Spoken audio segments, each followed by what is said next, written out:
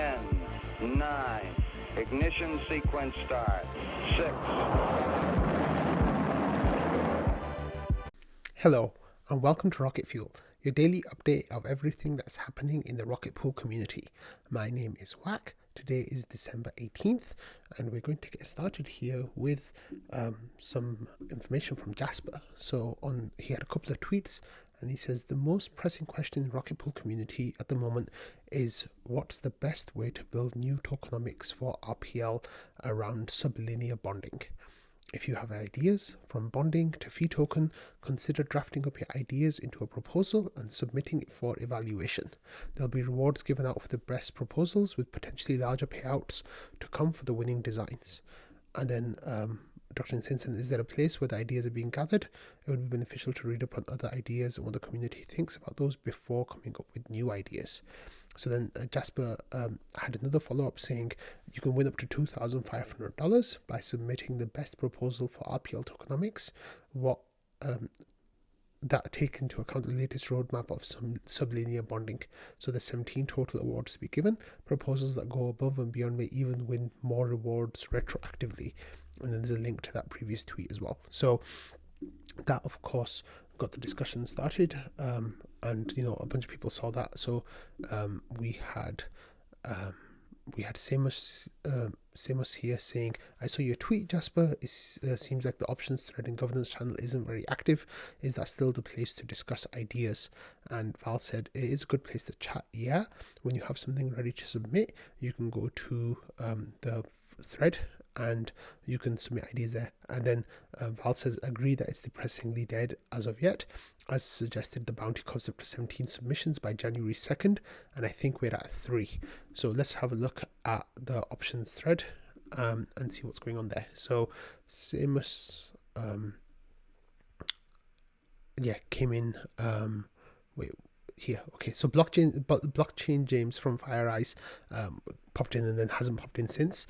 But then Seamus here said, I'm not sure if there's something like this has been discussed yet, but I had one thought. Maybe Rocket Pool could allow ETH only bonded mini pools, but take a fraction of the fresh ETH rewards and give it to those with effective RPL staked. And he says, I may not have the numbers right, but hearing LEB 8s, you earn 42% more than solo staking. So kind of just sharing out some ideas. Jasper says this is possible in a cool way if we do 7.5 commission for ETH only pools and still charge 14% on the pool. The extra amount would go towards people who stake RPL, and this could give an unbounded APR. And then there was, more discussion back and forth from Seamus and also from Val talking about whether you pay out that amount over time or whether it's an upfront fee, kind of like renting. So it says it's similar in kind to the rent thing, just paid out over time from inflow instead of upfront. He says the execution challenge, ideally you want commission revenues to go out when it accrues to the RPL stakers at that time. In practice, on distribution would be dramatically easier. He says there may be some ways to do the accounting, or could simply have a method to distribute regularly, so that's close enough. And then there was a discussion here as well from Neverland Island saying the idea is generic, let's take a cut from ETH only mini pools and put it somewhere to make things great. I think it's better not to nail this somewhere by design, because one day we can see a shortage in our ETH buy instead of node operators, so it's better to be flexible. And then Valdov says some people go longer than a year without distribution, because they just don't want to distribute them for whatever reason. This is one thing we need to start thinking about, is how do we judge when to turn on knobs and which ones. And then Neverland Island says, yes, true, the more knobs we have, the better, because that just allows a lot more flexibility in how we approach things. And then Val says we need to consider about gaming as well. So, for example, if someone's huge, could avoid distributing for 2 years, get and stake a ton of RPL, distribute, sell RPL, anyone can distribute, so there's some defense already, just needs to be executed. And then then there was some discussion. So there's actually some discussion that started again. And just to go back to the forum at the moment, this is the kind of the post where I guess people are just putting things. So this is the Epinef thread that I've talked about on the show a couple of times. And so far we just have Val with 2 ideas, one about the MISO loans and one about rent or stake. So those are 2 different options that Val has presented, and I think Epinef has collected a third option somewhere, but I'm not sure where that is. So yeah, let's go. Let's get some more ideas in. We've got until January 2nd, and this is a rapid incubator, and we need this idea as soon as possible so we can start acting on them in January and February to get some cool new tokenomic designs for Rocket Pool. So let's get that information as soon as possible. Okay, going back in time quite a lot, there was this thread about dev team funding and about how because the ODAO's powers are being taken, well, not powers are taken away, their income is being taken away to a great extent, and eventually, hopefully, their powers will be taken away as well. So the teams for ODAO nodes won't be enough to fund the team anymore. And then there was a discussion about how we should do that and how they should get paid. And this was, we covered this on Rocket Fuel, in the beginning of August, and a couple of times since then as well, when the discussion has kind of developed. Well, we got a new update here from Langers, for the first time in over a month and a half, basically, where he says, an RPIP has been drafted based on discussions on this topic. Please let us know of any feedback that you have. So there is now an RPIP. So let's go and have a look at the RPIP and see what it says. So here we have RPIP 37, protocol development. It says it determines the process around core protocol development and funding, abstract, to ensure long-term sustainability and continued innovation of the Rocket Pool protocol. This document lays out the high-level roles, responsibilities, processes, and funding for the core protocol development. So we have RPIP 10, which is the PDAO budget allocation, RPIP 24, which is the ODAO charter, and RPIP 25, which is an inflation allocation. So then we get to specification, and it says prioritization. Each year, the core protocol team must facilitate a prioritization discussion with the Rocket Pool community. The PDAO should engage in prioritization discussion to ensure development team priorities are aligned with the PDAO expectations. The core protocol team must summarize findings of prioritization discussion and communicate them to the PDAO. Then with the roadmap, it says the core protocol team must I'm just going to call it core team. Core team must define an indicative protocol roadmap or release schedule based on the prioritization findings. The core team must provide quarterly updates on the roadmap. The protocol roadmap is expected to evolve over time. The core team should communicate these changes in the quarterly updates. And then with governance, this is the core team must draft Rocket Pool improvement proposals for new protocol features. The PDAO should engage in discussions and co-development of new protocol features. In order for new protocol features to be included, they must be approved by a PDAO vote. With funding each year, the PDAO must vote to agree protocol funding budget. On a successful vote, the PDAO must pay a lump sum payment from the PDAO reserve to cover protocol development costs for the upcoming year. And protocol development funding is initially set to 5% of RPL inflation. So that's 5% of the 5% inflation. So it's 1/20th of the inflation amount, which I think works out to be saying there's 1 million RPL inflated, and 5% of that will be 50,000 RPL per year. So it says that's just rough math. It says the core team should engage in continuous process improvement, and the protocol PDAO should engage in providing feedback on the development process. So this is now draft RPIP. I think it's still a work in progress at the moment. So this thing, let us know of any feedback you have. But I guess this could be coming to vote in the next few weeks potentially, and then I guess going into 2024 will be the PDAO will be funding the core protocol team using this mechanism going forwards. So that is pretty cool. Okay, next we have this budget feedback from Val, who of course is on the IMC. So this is IMC period 18 budget feedback. So Val says, hey PDAO, the IMC are looking for some feedback on 3 items.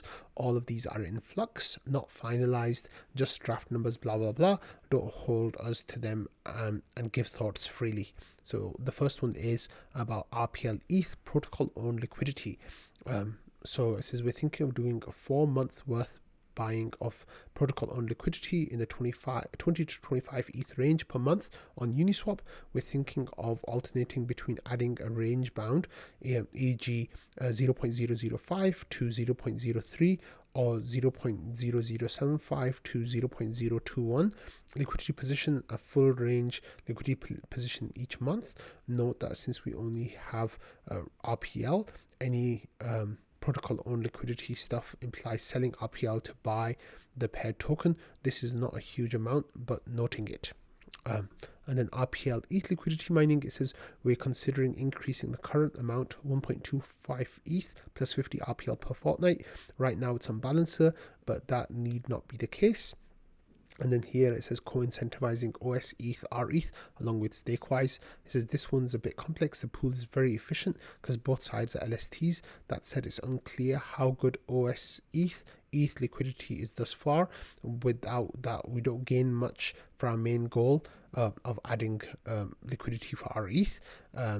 It says we also want to avoid overgrowing specific LST route as this can damage our ETH if that LST has issues and depegs. That said, long term, if we can have this be a common pattern, this can make our liquidity a lot cheaper. Numbers like a 25% co-incentive, we put in 1 unit for every unit they put in, have been floated. So Neverland Island had some feedback. Says what's the rationale for having full range liquidity positions for the RPL, and Valdov says full range protocol on liquidity guarantees we always have valid price, which is also important for ODAO duties, by the way. Big but not full ranges are similar with some active management to expand shift, but that's a much weaker guarantee. So this is a discussion that's ongoing. So if you have any opinions about this, please pop into the forum and you can share them, because I'm sure Val would and other IMC members would like to hear those. Okay, next we had this post from Thomas, who basically is running 3 nodes right now and is having some issues with their performance. So he said I posted this in trading here, but I'm going to continue working in here. So he has node number 1, which is and there's a link to its performance unrated. He says updated the latest Nimbus and deleted slashing protection database. That seemed to improve things a lot. Inclusion delay at 1.034 and correctness at 98.9%. This is Geth Nimbus running over fiber. And then node 2 is my worst performer of the bunch. I aspirationally set it up over Starlink connection, but I think Starlink isn't performing well enough. I think it says Nethermind Lighthouse clients, inclusion delay 1.126, correctness 95.8. I just switched on subscribe all subnet and turned on Starlink premium data, but initial results look like the increased network load is making things worse. Luckily, there's a lot of things I can try to improve it. I have new Starlink hardware on the way, and I'm hoping for some improvements on that front. And then node 3 says this is Geth Nimbus node running on the same fiber connection as number 1. It's running in hybrid mode off of number 1 with very similar statistics. It says the fiber ISP is asking questions about my data usage, and I basically told them I'll pay them whatever it takes to keep using 50 megabits per second up and down all the time. This remains unresolved. The ONT, I'm not sure what that stands for, is Calyx 716GE, and I suspect that it could be responsible for some amount of the performance issues. So I think that might be the modem or something like that, but I'm not sure. So here then we had Meek that gave a really good reply saying I've been similar rabbit hole when switched from DSL to fiber some weeks ago. After the switch, low attestation performance hit me. I hope this will save you hours of researching. The problem is mostly latency due to buffer bloat. I lured out after extensive searching one of the following. It should be the culprit. One is the ISP, it could be slow on latency. One is the ONT, buggy firmware, low performance on flow control, or the router. It says can't do PPOE properly, and QoS at higher speeds. It says to mitigate the problem, I'd cut my upload speed using QoS from the router part. I can monitor the situation here, and then there's a tool about buffer bloat. It says now I'm waiting for a firmware update of my recent ONT that I can see a lot of people have problems with upload latency on load. After that, if things will not go right, I'll try for a better router. If it persists, I'm thinking of switching ISP to one that can give me gaming latency speeds. It says all the things all things said, I also had mild improvements when power cycled the ONT. Don't know if it's fresh set of peers or simply flushing it impacted performance a bit. Also on the route to prioritizing the packets with QoS from my node improved a little bit. So there were some ideas going back and forth here. Then Yorick got involved, Meek was sharing more ideas, and then Thomas came back as well with some more ideas. So if you are interested in getting like your node, and if you've got a more efficient and you have some issues with your fiber connection, then pop into this discussion, because there's a lot of good advice flowing around right now. So definitely go and give that a look. Okay, here we have Shifrin with an update about the raffle that's taking place for node operators who update to the latest version. Of course, you know that people got POAPs for updating to the latest software version, Smart Node Stack, and there were 6 POAPs in total. So now there's a raffle for the 2023 updater. And this was, there's a POAP right here as well, master, upgrade master, with that winner's name will be in there with MVP. And then there's a link to the raffle as well that you can see. And here there's 2 days and 3 hours remaining from time of recording, 6 eligible POAPs, and there are 53 participants now. And it looks like most of them have all 6 POAPs. So I've joined with 6 POAPs, and you can win 5 RPL and get your ENS on the POAP itself, where it says the winner's name.eth. That will be also, when I win, it's going to say whackwhackattack.eth, which I'm pretty excited about. So yeah, you've just got another a couple of days to enter that. So I really shouldn't be sharing this, because the more people that enter, the less likely it is that I win. But that's okay. The things that I do for you guys, what can I say? Okay, next we had this update from Meek. He says, I'm weathering the RPL dump by printing a stupidly large rocket Saturn V rocket model. So he's also got the poster of I Want to Believe, which is famous on the X-Files, a picture of the UFO. And that rocket is really big. I think it's like it looks like it's about 5 feet off the ground, maybe 6 feet off the ground. So that is a really nice 3D print that he's done. And I can't wait to see the finished product.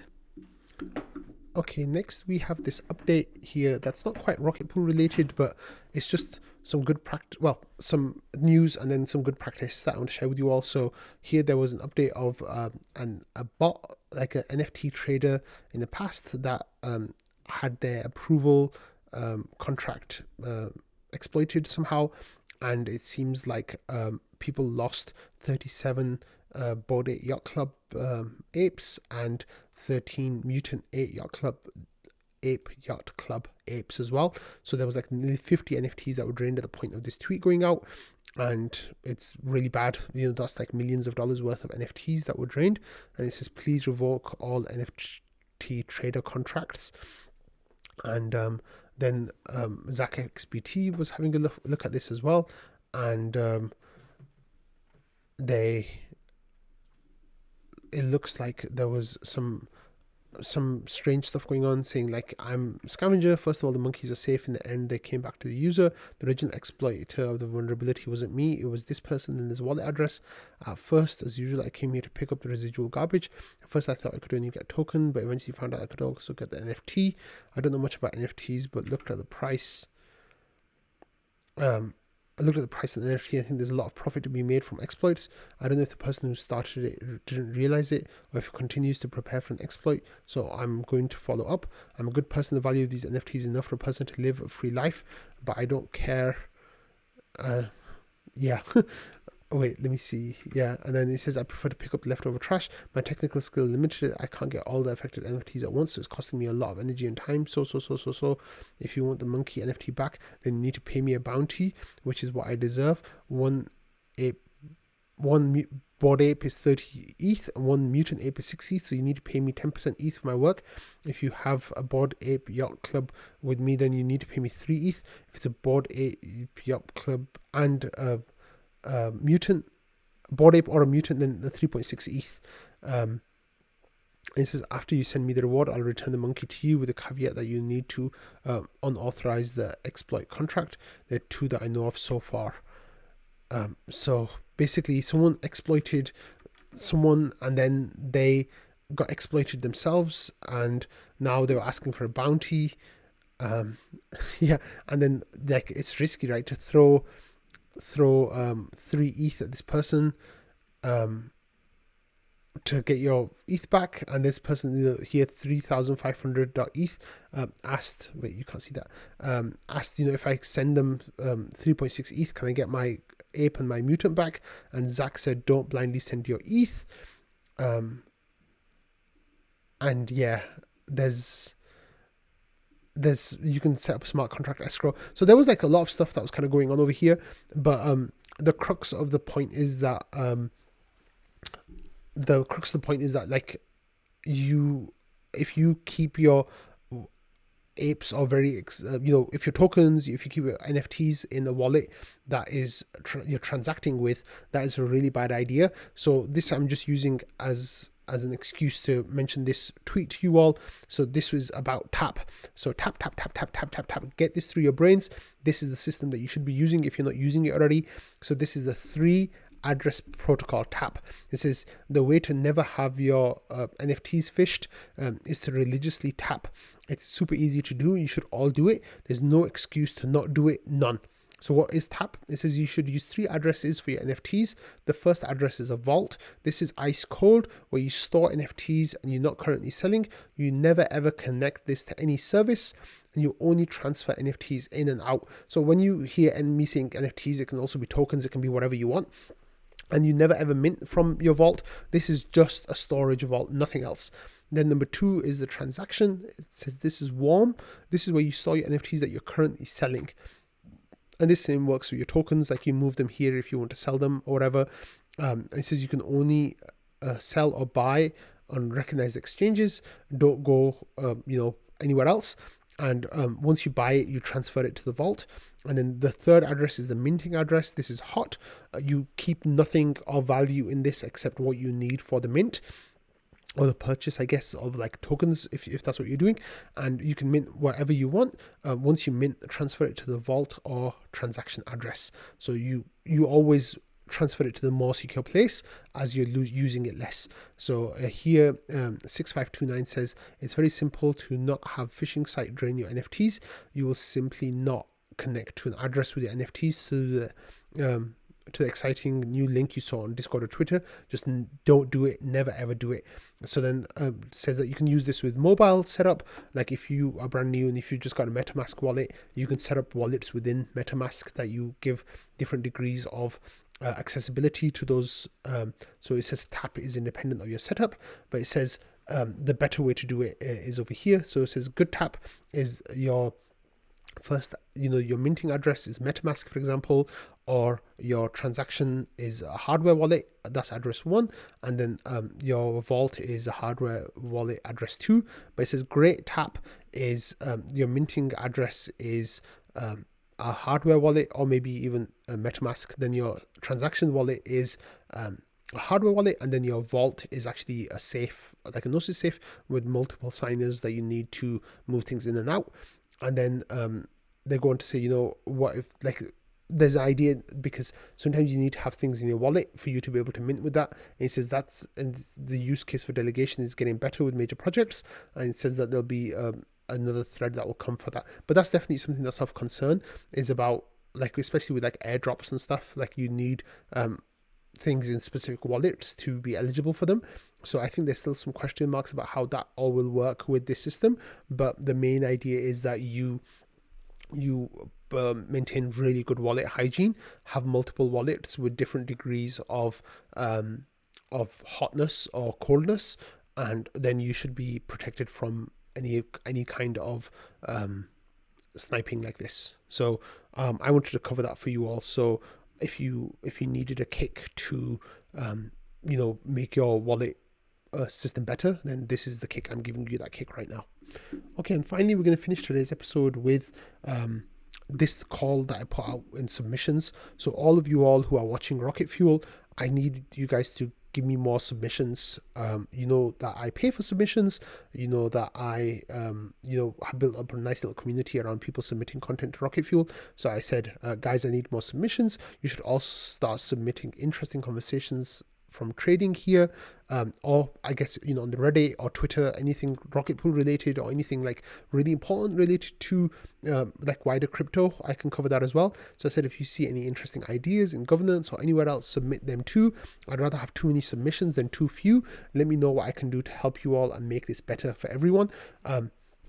And then, that's where we kind of stand right now, because there've been a few episodes recently. I know that, the news has been kind of slow, but I'm happy to like cover, interesting conversations that aren't necessarily about Rocket Pool or ETH or, crypto. There can be other things that people are talking about in trading or elsewhere that are really interesting. I'm happy to cover those.